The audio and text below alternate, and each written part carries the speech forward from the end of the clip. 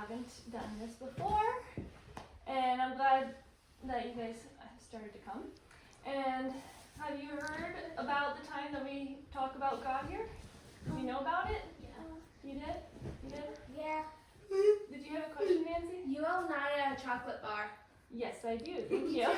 Me too. Remind me at the end, though, okay? No, you don't. Also, All I right. have a question. Okay, if it's not related to the lesson here, My then bad. let's talk about it after, all right? Thank All you. right. All right, so last week we talked about the man named Samson, okay? He was a guy who was big and strong. He actually had long hair, and God used him to rescue the people of Israel from oppression, okay? Oppression is kind of like slavery. And there were 13 judges, which are people that God raised up to rescue his people, okay? They kept going in this awful cycle where they would rebel against God. God would say, okay, your consequence is that your enemies around you are going to take over you. So that would happen. And then they would cry out to the Lord for help. And God would raise up what we call a judge to rescue them. Okay? So that happened 13 times. And if you, those of you who haven't seen it yet, look over on that poster. There's a little green box and it says Judges. Do you see it?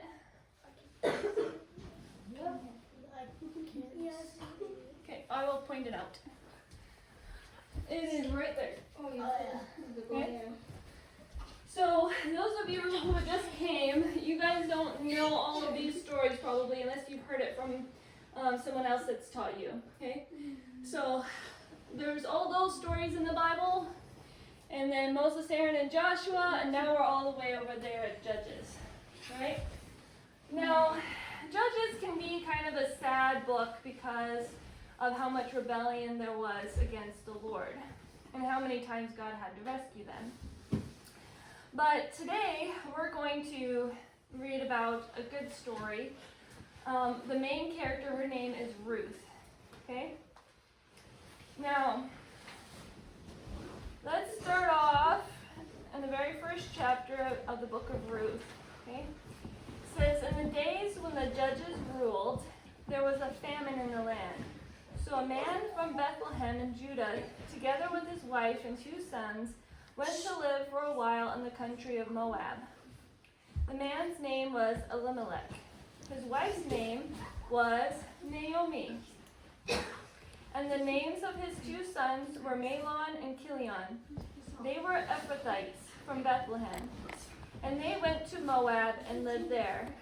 Okay, so these people that we're talking about lived during the times of the judges.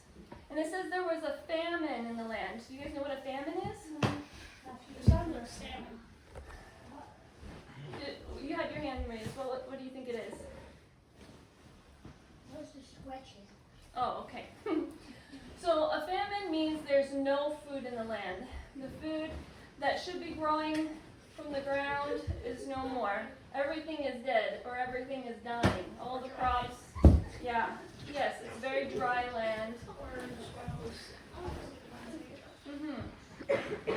So there was a famine in the land, and this family, there was a wife. Do you guys remember the name of the wife? Naomi. Yeah, good job, Naomi. Okay, and she had a husband. That name's a little bit harder to remember, Elimelech, and she had 2 sons. And those sons were married. So if the sons were married, what would the daughters be called to Naomi? Stepdaughters? Not stepdaughters. Daughter-in-law. Yeah, daughter-in-laws. Okay, so this family, they're like, there's this famine, we gotta travel. So they went to Moab and they lived there. Okay. Now, after some time had passed, something really sad happened. Okay, Naomi's husband Elimelech, he actually died. Okay, The Bible doesn't say why he died, how he died, but it does say he died, as well as her 2 sons. So now all we have left is Naomi and the 2 daughter-in-laws. Okay? Now, the daughter-in-laws, so we have this little Naomi up here, and her 2 daughter-in-laws. This one is Ruth, okay, the main character, and this one is Opa. That's the other daughter-in-law. Okay. So, when Naomi heard in Moab that the Lord had come to the aid of his people by providing food for them, she and her daughters-in-law prepared to turn home from there. Okay. So, somebody came and told her, hey, guess what? There's no more famine. The Lord has brought back the land full of good food to eat. Okay? So, they're like, okay, let's go back to the place where we left. So with her 2 daughters-in-law, she left the place where she had been living and set out on the road that would take them back to the land of Judah. Now, in their travels, Naomi turned to Opa and said, why don't you go back to your people? Because I don't have another son for you to marry. Why don't you go back to your own people, the Moabites, and find for yourself a husband there? And she wept and she said, no, I don't want to. And she said the same thing to Ruth. And Ruth, she cried as well, said, we don't want to leave you.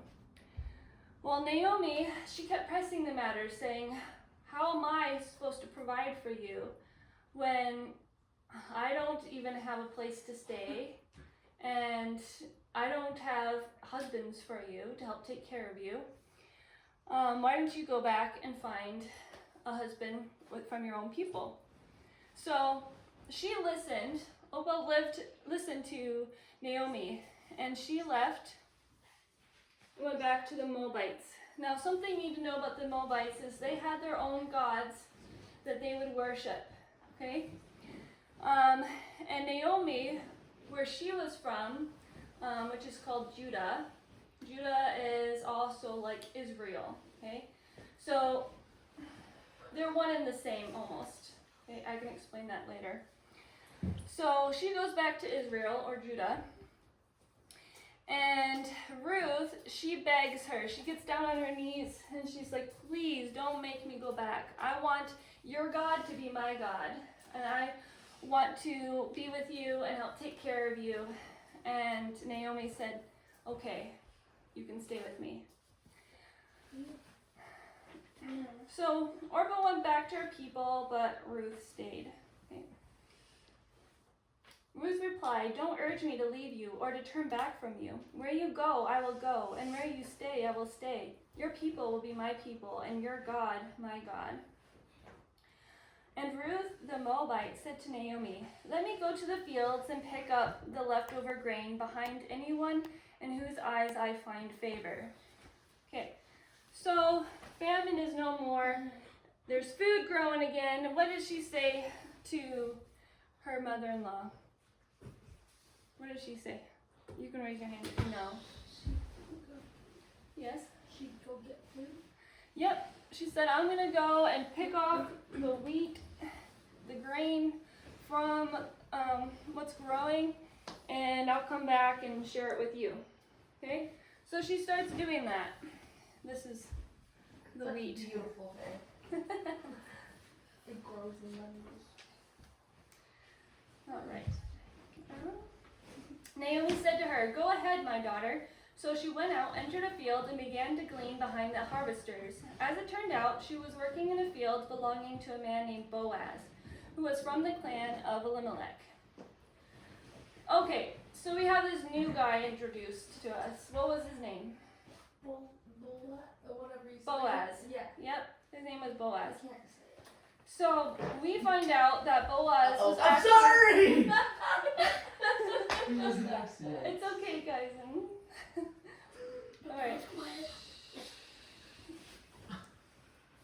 Alright, so we find out in this story that Boaz is actually related to Elimelech. Now, who was Elimelech? Do you remember? Yeah, mother. Not the mother. Mother's husband. The father. Yeah, the father. So, yeah, the mother's husband. Naomi's husband. He was the one that died, right? Okay, so Boaz is related. And just then Boaz arrived from Bethlehem and greeted the harvesters. "The Lord be with you, and the Lord bless you," they answered back. All right, so this guy, he was a man who loved God, okay? He prayed to God and he talked to him, and he was also really good with his servants, okay? So he had a lot of people that worked for him out in the field, but he treated them very well. That he was known for being a very good man in the land, okay? He was also known for being a very godly man, okay? One who loved God. So that represents one of the servants, okay? Boaz asked the overseer of his harvesters, "Who does that young woman belong to?" The overseer replied, "She is the Moabite who came back from Moab with Naomi." She said, "Please let me glean and gather among the sheaves behind the harvesters." She came into the field and has remained here from morning till now, except for a short rest in the shelter. Okay, so how long was she working? Yeah. Yeah, it sounds like she was working all day. So she was a hard worker. It's good. So Boaz said to Ruth, "My daughter, listen to me. Don't go and glean in another field, and don't go away from here. Stay here with the women who work for me." So he also had women working for him. And we're going to reuse this character, okay, to represent that. Now, one of the things that Boaz did for Ruth is he protected her while she was out gleaning, getting food for herself and for her mother-in-law, because there would have been other people around, strangers she didn't know, and he said, "I don't want anybody to harm her, to lay a hand on her. Don't even think about that, okay? You leave her alone, let her do what she needs to do, okay?" And this is what he said to Ruth. "I have told the men not to lay a hand on you, and whenever you are thirsty, go and get a drink from the water jars the men have filled." At this, she bowed down with her face to the ground. She asked him, "Why have I found such favor in your eyes that you notice me, a foreigner?" Boaz replied, "I've been told all about what you've done for your mother-in-law since the death of your husband, and how you left your father and mother and your homeland and came to live with the people you did not even know before. May the Lord repay you for what you have done. May you be richly rewarded by the Lord, the God of Israel, under whose wings you have come to take refuge. May I continue to find favor in your eyes, my Lord," she said. "You have put me at ease by speaking kindly, though I do not have the standing of one of your servants." Okay. So she was very, very grateful, right, for his provision and for his protection. Okay, so 19. Let me turn page. Her mother-in-law asked her, "Where did you glean today? Where did you work? Blessed be the man who took notice of you." Then Ruth told her mother-in-law about the one at whose place she had been working. "The name of the man I worked with today is Boaz," she said. "The Lord bless him," Naomi said to her daughter-in-law. "He has not stopped showing his kindness to the living and the dead." She added, "That man is our close relative. He is one of our guardian redeemers." Then Ruth the Moabite said, "He even said to me, 'Stay with my workers until they finish harvesting all my grain.'" Naomi said to Ruth, her daughter-in-law, "It will be good for you, my daughter, to go with the women who work for him, because in someone else's field you might be harmed." Okay? So Ruth stayed close to the women of Boaz to glean until the barley and wheat harvests were finished, and she lived with her mother-in-law. All right. So now, Naomi, she had a plan. She wanted to get Ruth and Boaz together. Okay? She's like, he seems like the perfect candidate for my daughter-in-law. Someone who's wise, who's caring, who's a good guardian, someone who's strong. So she actually told her, this is what you should do. And this was part of their custom, okay? She said, when Boaz goes to sleep, or was about to go to sleep, I want you to lay at his feet, uncover the sheet of just his feet, and when he sees you, ask him if he can put his corner of protection over you. And that is actually what she ended up doing, and it was her way of asking Boaz to marry her. Okay? Now that's weird, right? It's not something that we would do today. But that was something that they practiced, okay? So let me take these down. I have a question. Okay. Is it related to this? No, it's about what year was it? What year was this? Okay, if you look up on that chart there, see how it's close to 1000 BC? Yeah. Okay, so you take 1000 BC plus 2000 years, it was about 3000 years ago that this happened. Okay, now how do I get that? Do you guys see where it says 0 AD and BC up there? But Yeah. Okay, so from that point forward, we have from the time that Christ was born to today. And we're in the year 2025, right? So we have about 2,000 years since Christ was born, and then 1,000 years before then. So this actually happened about 3,000 years ago. I was supposed to say, how did the story stay the same for exactly like 3,000 years? That is a very good question. How did it has to go through all the like rewriting, like to like translate it all. It went through like 20 different languages. not 20 different languages, but it's a good thought. So, Yeah. all right, so you guys, listen, the question was, how did this story stay the same throughout so many years, okay, 3,000 years? And it's a very good question. Now, this book was copied. It wasn't changed at all. It was copied word for word over and over and over again. The people that wrote most of this book were Jews, the Israelites, the people that we've been talking about, okay? And they wrote it down, and then they copied it word for word, and they would count each word and make sure that they had the exact same. And there's actually hundreds, if not thousands of copies. I'd have to look to see how many, but I know there's a lot of copies of this, okay? And that's how they kept it preserved or kept it safe, right?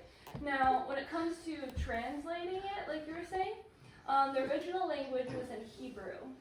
And from Hebrew, they translated it to Greek, and then from Greek to English, okay? Yeah, so there's a couple, and then there's some Bibles where they go from Hebrew to Greek and then to Latin and then English. Okay, so there's a few languages that they've skipped from. Nowadays, we have the ability to go even straight from Hebrew to English. Okay, so you can actually look even online and be like, okay, what was the Hebrew word for this? And that translated directly from that to English, and you can learn that way as well. Okay. So does that answer the question? Okay. All right. All right, Connor, let's wait for your question, okay? All right. Well, that was a good question. Now I gotta remember where I was. So Naomi had a plan to get Ruth and Boaz together, and part of their custom on how things went was she would lay down at his feet when he was about to go to sleep. Okay? So let's just pretend like she's laying down. Oh shoot. This is weird, hey? Maybe not.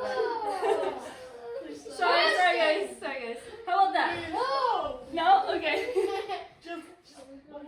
So she just uncovered just his feet and made a marriage proposal, okay? And he said yes, okay? Now, there was one problem though, because there was a closer relative that actually had the right to marry her first if he so chose, okay? Now, this is part of their custom. We don't do this, right? But this is part of what they would do. It's kind of like we all have our own culture and customs, the way we do things. This is how they did it, okay? So he said, first, let me go and talk to the man that's closer in relation to, and see if he will take you to marry you. So he did. Yeah, he talked to him at the city gate. That's what they would go, where they would go. They go to the city gate, okay? And what he actually said was, I will give you, they took off their sandal, and they said, in order to make this final, whoever is going to receive the bride gets the sandal, the other person, okay? Just temporarily. So it's kind of strange, eh? So the other guy, he gave him his sandal, said, you can have the woman and the land as well of Elimelech and the dead husbands, okay? So Boaz, he was actually very, very happy because Ruth proved herself to be a very lovely woman who loved God, who loved others, and he's like, she's going to make a good wife. And she felt the same way about him, okay? So they got married. Dun, dun, dun, dun, dun, dun, dun. All right, and after they got married, they had a son named Obed, okay? And when Obed got older, he had a son named Jesse. And then when Jesse got older, he had a son named David. And that's going to be the next story, okay? My bad. So David is significant because he became a king, okay? So we're going to talk about the time next week, talk about how God raised up kings to rule over Israel, okay? Now, one more important thing I want to share with you guys is the reason why this story is even in the Bible, okay? Now you might think, oh, this is just kind of a cute love story, a redemption story, and there is that, but there's even more to it, okay? Now, back in Genesis, when God promised that he was going to send a redeemer, someone to rescue people from their sins, he said it was going to come through the line of Adam and Eve, right? Well, after that, we had a huge flood where there's only a handful of people that were saved from that, and then from there, there was 3 sons, and only one of those sons is from the line of the future Redeemer, okay? Does that kind of make sense? A little bit. Okay, so if you look here, this is where Jesus was born, okay, at 0 AD. That's where we stop and start again for our timeline. Now, Ruth is about here, and from her descendants, and then their descendants and their descendants, you eventually get Jesus, okay? Now, there's a lot of other people born and a lot of other people who lived, but they were not in the line of Jesus. Does that make sense? Okay. So, she was special because God chose to use her and Boaz to be in the line of when Jesus was born. Okay. Now, she is a Moabite, right? A Moabite? That was her family. That was her nation. They were called the Moabites. He is from Judah. He's one of the Israelites, God's chosen people. Remember that, okay? But yeah, but it's not in the story. So God said, I'm going to let someone who's a foreigner from another nation be a part of my plan, my amazing redemption plan. And that was because of her faith. Because she believed God, because she chose, I'm not going to follow after the gods of the Moabites. I'm going to follow after your God, Naomi, and I want to worship him and follow his ways. And God blessed her from that, from her faith. Okay? So, do you guys have any questions now? Yeah? I have 2. Okay, what's your question? The first one is, how did the Israelites write down everything and they didn't know? Good question. So the very first book of the Bible, or the first 5 books of the Bible, There's 5. were written.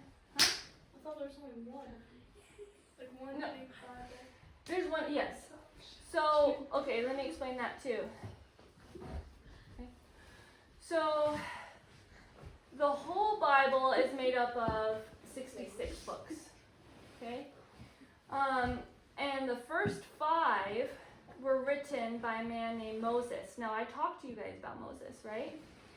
Now, when it came to the story of Adam and Eve, they verbally said, okay, this is what God told me, this is what happened. And that got carried down from generation to generation. And when it got to Moses, and Moses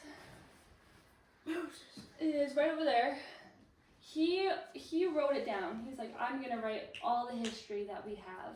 Okay? So he wrote down the first 5 books of the Bible.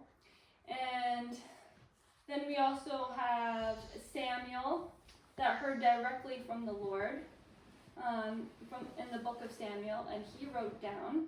Okay, so trying to think, there were 20 authors. No, I'll have to get back to. I can't remember how many authors there are of the Bible, but there's different people throughout history. It's almost 5:30. That wrote down the words in the Bible. My second question is Yeah. that why is there 2 of these words? Well, this one, there's a C one too, if I need a lesson 4. on the C. And that one has a trail. So, yeah. Okay, you can also stop the video if you'd like.